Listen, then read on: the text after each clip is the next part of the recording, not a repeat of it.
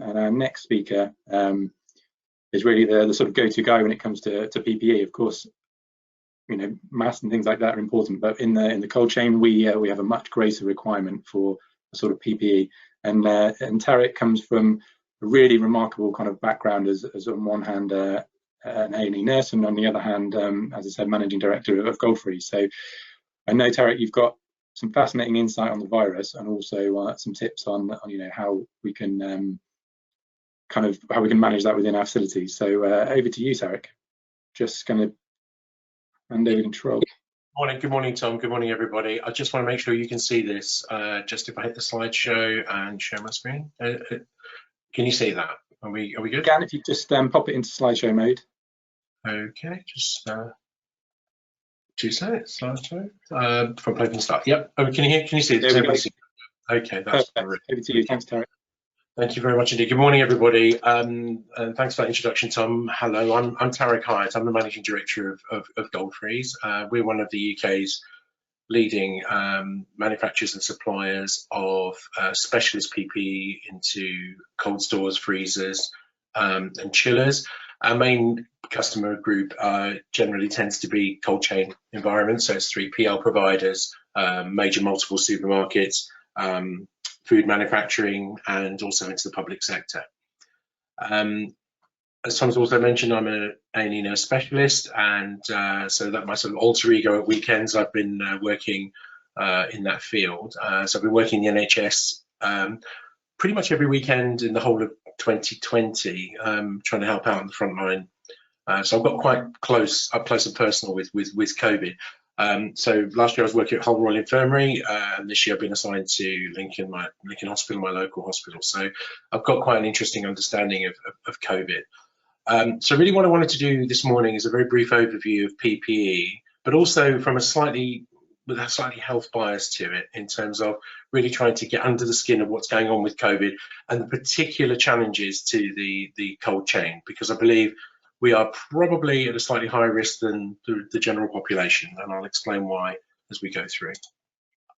So the key areas of exploration really are, what is the hazard that we're looking to try and deal with? How can we develop and adapt procedures and guidance? Monitoring and intervention, and looking at some PPE solutions, and also particularly thinking about what the PPE solutions of the future are going to be, and what we're already beginning to think of as we really try and take on what's probably been the biggest challenge probably humanity's faced for some time. So really what I wanted to go through is the chain, what we call the chain of infection. So in healthcare, we look at the chain of infection in terms of how an infection actually works. So if we start at the top, you'll see we have the infectious agent. In this case, it's COVID, so it could be bacteria, it could be a virus or fungus or whatever. And then you need a source of that infection. So it needs to infect a host. And in the case of a virus always needs a host to multiply and to thrive.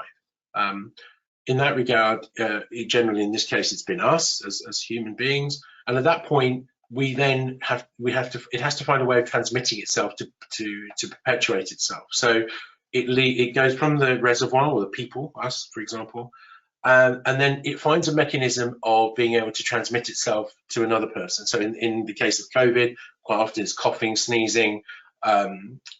Generally, those are two of the big ways of it moving around. Also through touch and contamination. And then at that point, once it's airborne through the mode of transmission, it then gets into another person. So we're looking at things like being breathed in, for example, and then the person receives it. They're not immune, as we've found, because nobody's had the immunity to this previously, and therefore then the whole chain begins again. So really what we're trying to focus on today is very much around looking at this area here, where we can stop the cycle between the portal of exit and the mode of transmission. And that's been the focus of the government's policy of trying to tackle this disease. Everything very much around arresting transmission. And that is no different in what we're trying to do with PPE and how we're managing ourselves and our colleagues in the workplace.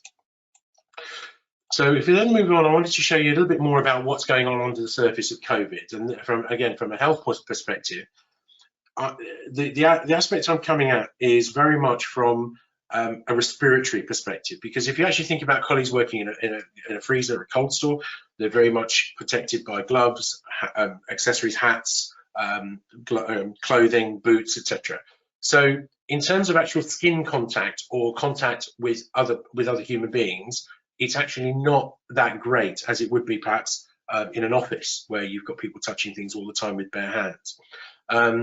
But so we're going to focus very much on the respiratory effect of this, because that's the area I believe that that COVID has the greatest chance of transmission in the cold environment. I'll go on to that a little bit closer in a bit more detail shortly.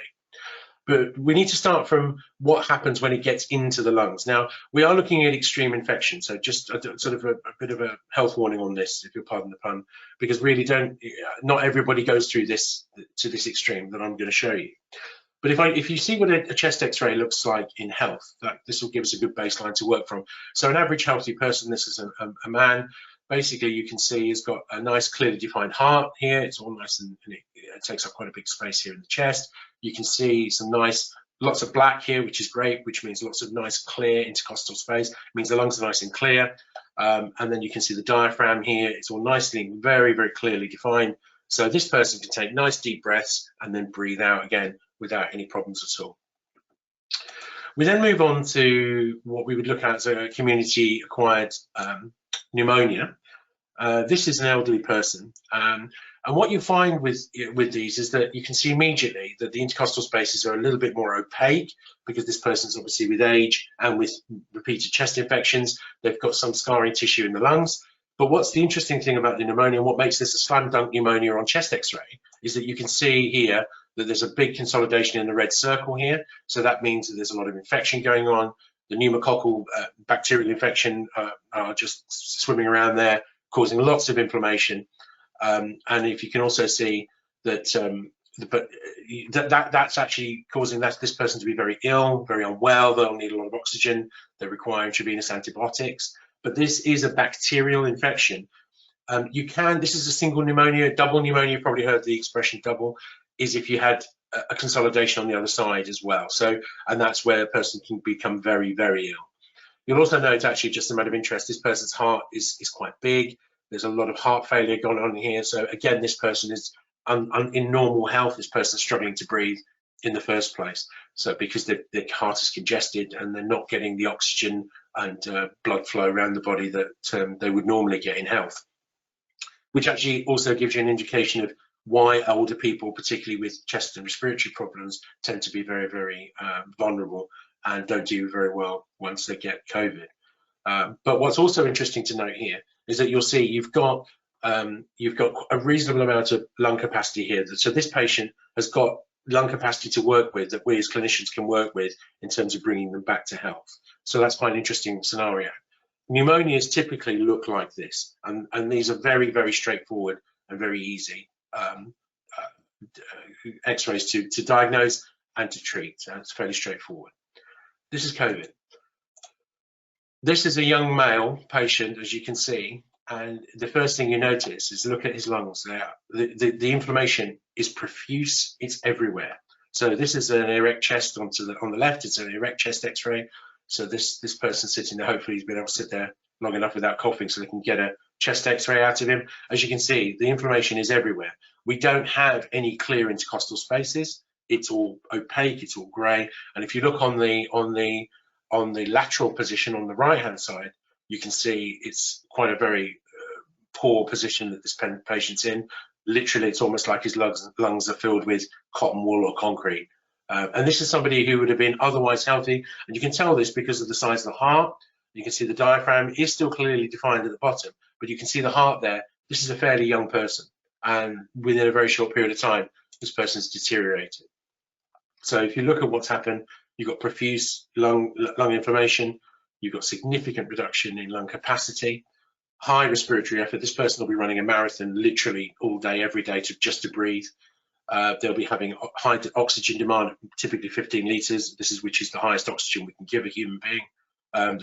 They'll have reduced organ oxygenation.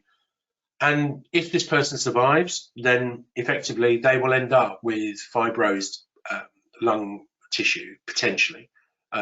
so long term that they will have lung problems in the future. They could end up with a multi-organ damage, although this person's heart is quite healthy now. Overexertion long term could create heart failure, and that would add to this person's problems even more. And we're still trying to grapple with it, with what's going on with long COVID. So there's a whole raft of stuff going on here. And this makes this disease particularly nasty because there are no rules with this. And what's interesting is that a young person in an environment could end up in ITU with this kind of chest X-ray profile. Somebody else, a co-worker, a loved one, could end up contracting the disease, but actually not end up having this problem and end up being asymptomatic. And that's what makes COVID so particularly difficult to deal with, and particularly dangerous and nasty.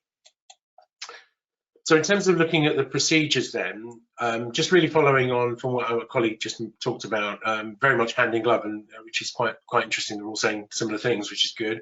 The hands face space principle still applies, and you can read through this quite clearly. I mean, additional cleaning procedures my colleague just mentioned in his previous presentation, deep cleans for people when they've got them, temperature checking, hand washing, hand sanitizing, and face coverings. These are great, and they work really well in society and in general business, in offices and in other areas where people are working. But we have some really unique challenges in the cold chain, which I'll now go on to. So Colin Furness at the University of Toronto did a little bit of initial research on COVID, and the evidence base is growing that COVID thrives in the cold. And Furness came up with 4 main reasons why this is the case.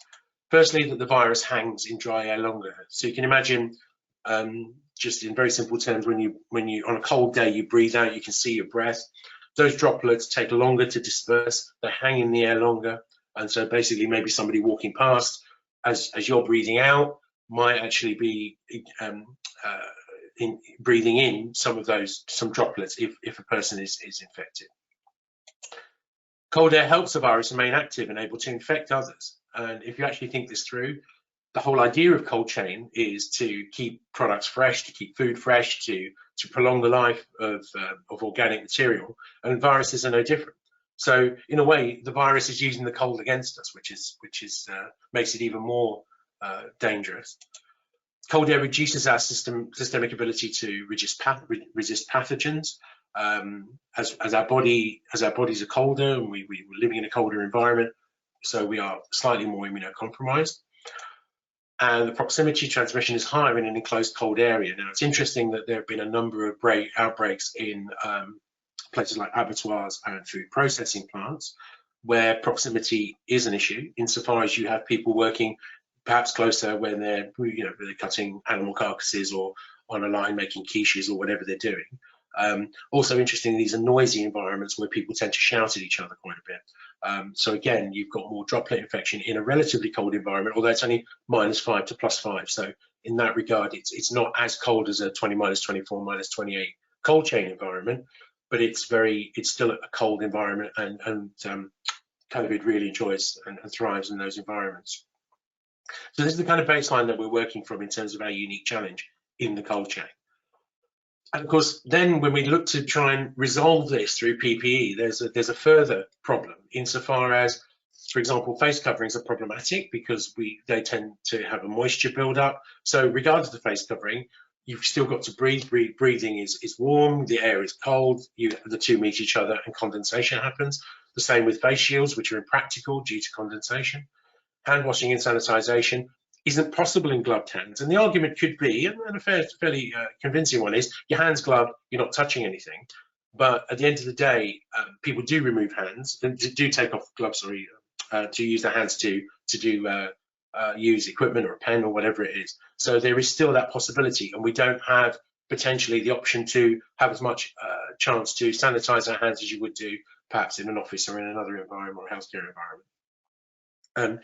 The other thing is, in terms of our products, everything that we're about is about breathability, in terms of making sure that the colleague stays warm but doesn't, and as they sweat, their moisture and the sweat from their work is taken to the surface of the product, so it leaves them through the fabrics that we use. So the whole idea is about moisture vapor permeability, getting moisture away from the wearer out to the surface, but of course that builds up moisture on the surface. So everything we're trying to do to keep the person warm, and it works, isn't helping in terms of COVID, because as the garment is moist, it freezes on the outside slightly, and there's great environment for COVID to grow.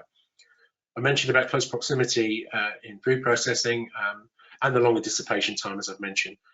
One thing also in cold stores, in some cold stores I've come across, there is a tradition of sharing PPE. So for example, there'll be jackets lying around for people to go into the cold store and use for visitors or temporary, or sometimes there are some products around where people can share boots using different liners. Again, that's a possible route of infection, so that needs to be potentially looked at going forward. Ventilation, although you have got doors coming in and out of the cold store, one of the things I think that perhaps needs to be looked at is ventilation, although that almost in a way defeats the object of maintaining things cold. I'm sure Rob Lamb will be able to tell you more about refrigeration, but in reality, from our point of view, ventilation, although there is some, can be a challenge, and that so that the air remains the same within the cold store. So in terms of PPE risk reduction, we can look at things like, for example, particularly respiratory transmission. And that's our main area of focus. We believe that that's kind of going to be the area that people are going to have to look at going forward. The question is, how do we do it? We're looking at things like face coverings, but how do you wear a face covering as moisture builds up and freezing becomes problematic?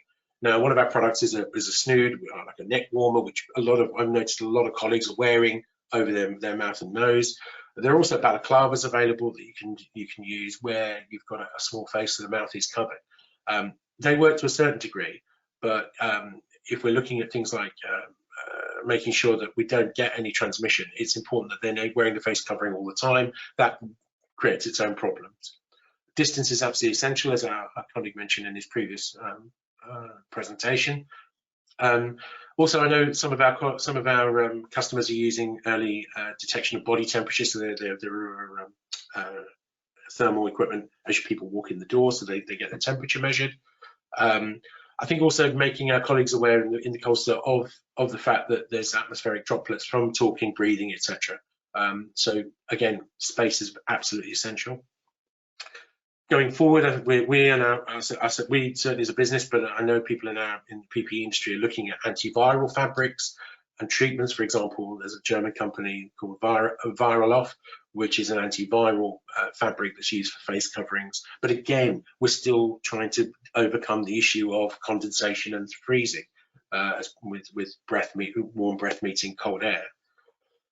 We do need to look at cold store respiratory solutions. Forced air, for example, forced air ventilation, which is something that's used, for example, by local ambulance services when they're going to see COVID patients, is a solution outside of the cold store, but isn't in the cold store, as battery failure is a big issue. I'm sure anybody who's got a battery-operated forklift truck will testify to that. We've reached out to people like the British Antarctic Survey and to look into their breathing solutions and see what we can learn from that. But we are still a fair way behind, I have to say, in terms of what we can do right now. And we are fighting against an enemy that really is kind of using the laws of physics against us in terms of the vapor, liquid, and ice chain, if you like. And therefore, we need to find more creative solutions and find something that's actually going to work. It is almost incredibly counterintuitive when you think that actually bacteria die in the cold and a virus actually does even better. It's quite a thing to get your head around. We could look at, so in terms of PPE risk reduction, we've got some ideas in terms of how we can work with that. In terms of moisture management, for example, this picture to the right is a drying cabinet, one of our products that we sell, basically where devices can be put inside them such as ionization devices. I'm aware of some new devices using ozone or cold plasma.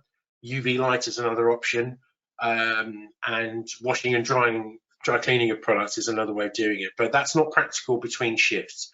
So something like, for example, a drying cabinet where the air is warm, the products are dried carefully and correctly, and use something like a deionizer or ozone to disinfect and remove odors, etc., can actually work really well. I think the other thing to consider also is disinfection of areas where colleagues remain in their PPE, for example, in rest areas such as where they go out for a cigarette or whatever they do. And really, I would recommend that colleagues, once they're out of the cold store, really should be changing into their normal clothes and then going back into the hand face chain to work with when they're going around other departments on site. The amount of people I've seen in cold store clothing in their canteens pre-COVID was probably majority, and I think that needs to probably change culturally. We can also look at things like reducing touch transmission, PPE not to be shared, as I mentioned earlier, and storage in these lockers, hygiene outside the cold store, and infection, and really developing an infection control culture within the organisation. Kind of not just thinking health and safety, but actually infection control.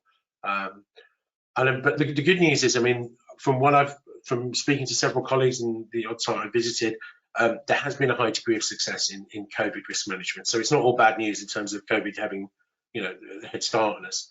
And I think colleagues are doing extremely well. I'm sure they'll be able to give us an update from the ISCO in terms of what their experiences have been. So in terms of future development, I mentioned earlier antiviral fabrics and materials. Really, we want to look at respiratory solutions, and actually the best PPE that anybody can have at this moment in time is to try and get vaccinated as soon as possible. As soon as we've got vaccines out there, it's not a panacea, but it will reduce risk significantly. I mentioned PPE storage and management. Ventilation is an issue I'm sure that will come up for discussion within the cold chain community. Also looking at colleague risk assessment for COVID. I showed you the x-rays earlier. Do colleagues have underlying conditions? Should somebody with a heart condition or heart failure be working in a cold store? I don't know. These are questions that you'll have to consider in your own environments and with your own occupational health team. But it really, and somebody potentially with COPD, the risk for areas are COPD, renal failure, heart failure. You've also got a slightly higher risk with members of BAME communities, as yet unknown why, but the mortality rate and severe illness rate amongst BAME community members are much higher. This is still as yet not understood, and that may be something to consider as part of your risk assessment. And perhaps also looking at your business processes and thinking, how can we adjust what we're doing to manage risk in terms of our business processes, other ways in which we can get people to self-isolate, to isolate from each other and work at a better distance using technology, for example, or using automation. And also the use of disinfection technology such as UV light on entry to exit and exiting cold store environments, and not really in our remit, but something that potentially could work. UV lights had some success. We believe in the future that smarter clothing will probably be a part of the solution in the longer term, i.e., for example, taking temperatures of customers and colleagues using sensors. And really, we probably need a bit more joined up thinking in terms of how we're going to do this, and a combination of tech and textile. So in summary, as I mentioned earlier, COVID really has no rules, and that's the scary part of COVID. It just doesn't have any rules. Somebody could have it and be completely asymptomatic. Somebody else could have it and end up in ITU, and that's what makes it particularly difficult to deal with. It really does thrive in cold environments, and this is something we really need to get a hold of in the cold chain, because it really does love the cold, and so I think it puts us in a unique situation whereby we have probably a higher risk than most other places. So for cold temperature PPE, COVID uses the laws of physics against us, as I mentioned earlier, and that makes it even more difficult. This is a pretty formidable enemy that we're up against. It is a unique challenge, and cold chain colleagues really are managing remarkably well, as far as I can see, considering how much is stacked against them. And we think that we will require more technical and solution-focused approaches in how we bring PPE to market. That will make it more expensive. It will make it more research-based. and it can save lives in the future. But I think in the meantime, or certainly in the medium term, more research needs to be done on the effects of COVID on cold store colleagues, I think from a health perspective, but also in terms of transmission as well, because I think that could be a good starting point for us and for the industry in terms of how we move forward with our response in terms of PPE, in terms of new systems, new business processes. So it's a formidable challenge, but an interesting challenge, and one I think as an industry, if we all come together, I think we can solve.